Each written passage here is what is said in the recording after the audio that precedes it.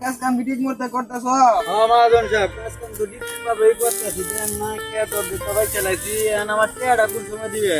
এটা আমি যে বলে দোয়া নেবো এবারে নিও।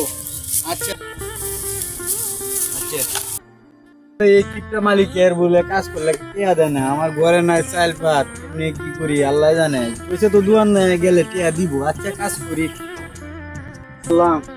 হয়ে গেছি দোয়ালই।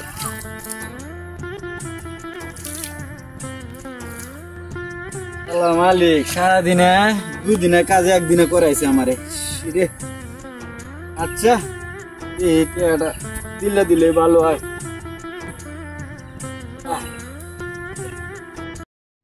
মহাজন সাহেব আপনি তো কইছিলেন দোয়ানে যাইতাম, দোয়ানে গিয়া তো ভাই না টিয়াটা দিতেন না আপনি। কে নিও কে কি তো রাত ও মহাজন সাহেব আমার ঘরে চাল নাই, চাল ডাল নাই। কে দে মানে 2 দিন যাবত টিয়াটা লয়ে ঘুরাইতেছে। আরে মহাজন সাহেব আপনি তো পাইছি, আপনি আমার টিয়াটা দেন না, ঘরে চাল নাই ডাল নাই, আপনি টিয়াটা দিলে বাজার করতে। আমার কি কিছু সমস্যা আছে? টিয়া নাই এখন।